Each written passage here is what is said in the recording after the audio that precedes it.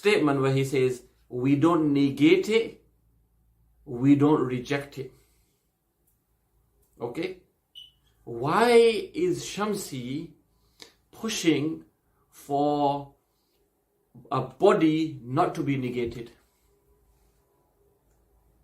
I've mentioned previously from their core books, from the books of their contemporary Salafi seniors, whether that be Bin Baz, Al-Uthaymeen, that they say Quran and Sunnah doesn't affirm or negate a body, so we can't negate it. Statement where he says, we don't negate it, we don't reject it.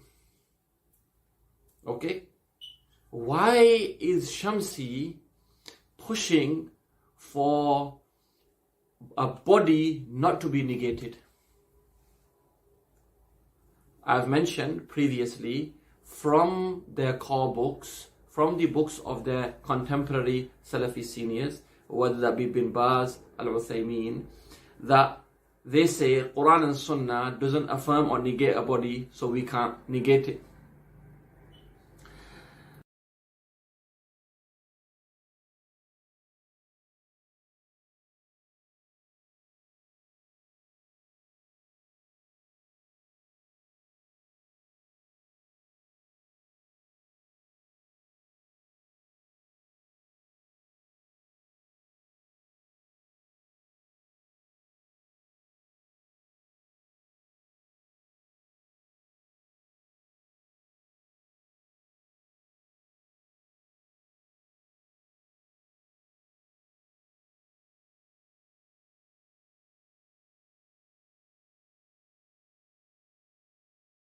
Remember, the word above, brothers, okay, has different contexts to it.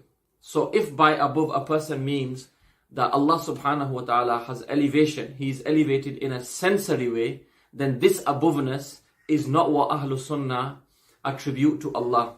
Okay? And if by aboveness, okay, and being above and highness and elevation, we refer to Allah subhanahu wa ta'ala being exalted, being the most high in manzila and martaba and in status, then there is no issue with this. But negation...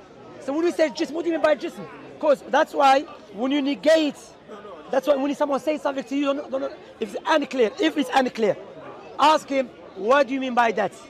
Why are you asking him? Why are you asking this question? Because you have the Quran and the Sunnah as a criteria. If the statement goes in line with the Quran and Sunnah, we say we accept it. However, we have a term in the Quran and the Sunnah. But maybe this person, that's how they speak. You understand? So for example, if someone tell me, Allah has a body, what do you mean by body? Like human beings or any creation? Or you mean Allah has an essence? Allah has a face, the way of His Majesty. Allah exists outside of the reality. You know, qa'im bidatihi. If you mean that, then we say don't use this term because you can confuse the people. We stick to the Quran. That's why the term, when we say partless, when we say Salaf, Al-Sunnah Jama'ah, we say, what do you mean by that? What do you mean? Because we don't speak with these terms. Partless, spaceless, timeless. No, we don't speak like that. The Quran speaks like that? No. The Quran, I mean, Allah said that in the Quran, no Sunnah. So we say, for example, when we say Allah has a body, jism. Yeah. We don't say yes or no. We say, okay, what do you mean by body? Are you saying Allah like His creation? Never. Or you mean that Allah has an essence? Allah has an essence, the way of His Majesty. We accept that. However, we don't use this word body. We say that. Why? Because body has ambiguous term. That's why the Salaf, they were very, that's why Imam al-Bukhari, rahimahullah ta'ala, when he was asked about the Quran, is the sawt makhluq? And al-Bukhari, rahimahullah ta'ala, he said, the qira'at al-qari, makhluq. Al-Bukhari said makhluq. طيب, Imam Ahmad won't against this. Why Imam Ahmad rahimahullah ta'ala won't against it? Because when you say the qira'ah, what are you referring to, the sawt or to the Quran? That's why you have to ask a person, what are you referring to? Are you referring to the voice of the reciter or that which he's reciting? You see, that's why the Salaf rahimahumullah, and guess what? There was a philosopher, I forgot his name. He came way after. He said many people fall into mistakes and errors because they do not clarify terms. Ibn Taymiyyah mentioned that 100 years before that. he noticed. So let's give one well-known example. You know, the people of Bid'ah from the Ahlul Kalam, they come and they say, you know, is Allah a body? Okay, if you say Allah is Allah a jism? This direction, if it's a direction, Here's a word, jism. If it's a space, Jism. if it's space, this word is not used anywhere in the Quran or the Sunnah for Allah Azza wa Jal. All of this, neither in affirmation, we don't see Allah is a jism, nor in negation, nor do we say Allah is not a jism.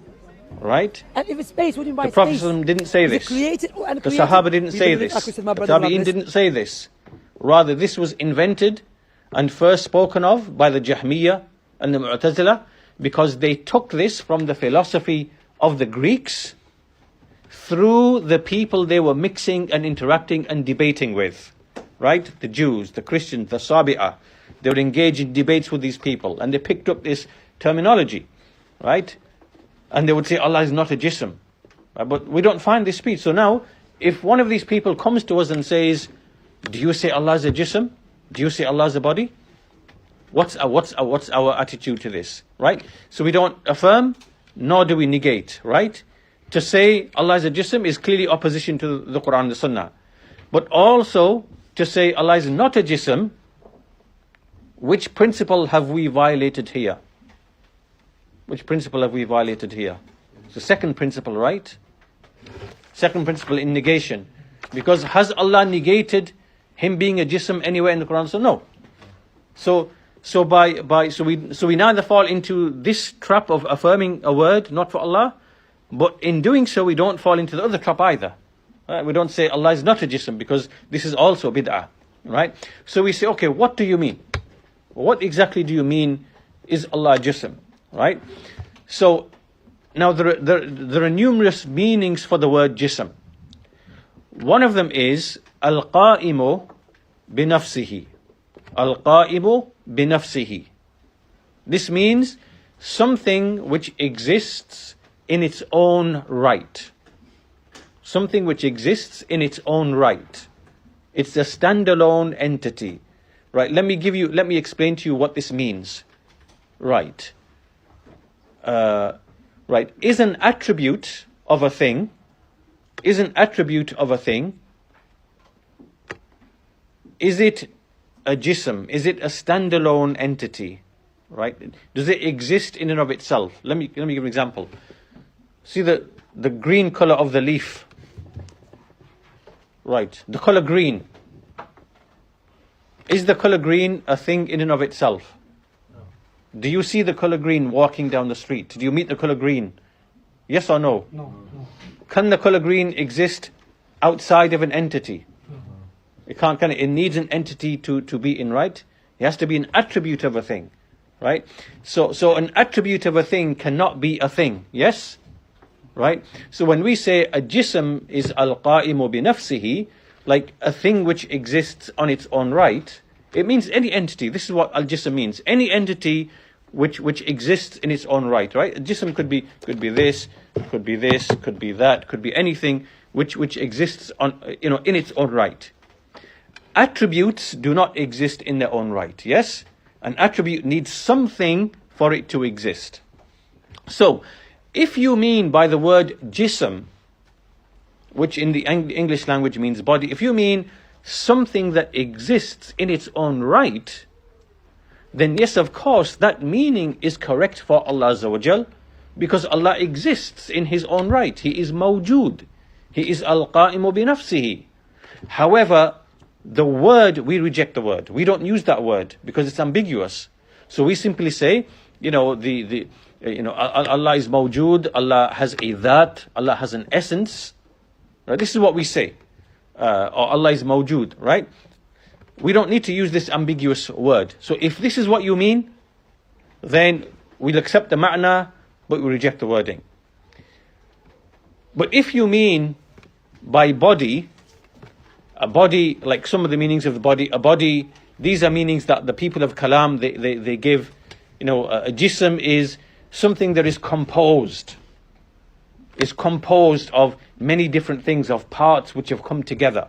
This is what is a body, of atoms or whatever, whatever theory or understanding that might be present. This is a jism. Then we negate this. We say, well, this meaning is false. The ma'na is false. This is rejected, right? But we are not going to say Allah is not a jism.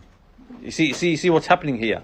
Just like we didn't say over there, oh, do you mean Allah is al-qa'imu bi nafsihi? Oh yes, Allah is a jism. No, we don't do that. We say Allah is al-qa'imu bi nafsihi. Yes, this meaning is correct. The ma'na is correct. And we will just simply use the shar'i word, or a word which is acceptable. Allah is mawjood. Allah is mawjood. Allah exists. Right? We're not going to say, oh yes, that's a correct meaning. Allah is a jism. No, we're not going to say that.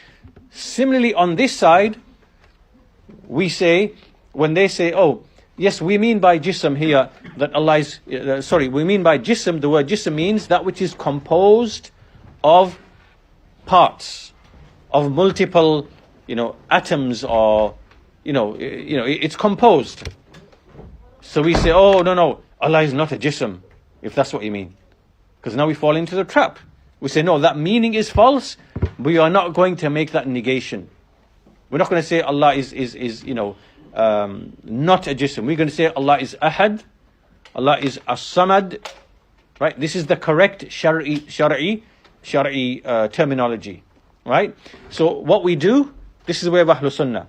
We look at any alfaz which are mujmala, any words which are ambiguous. We make, we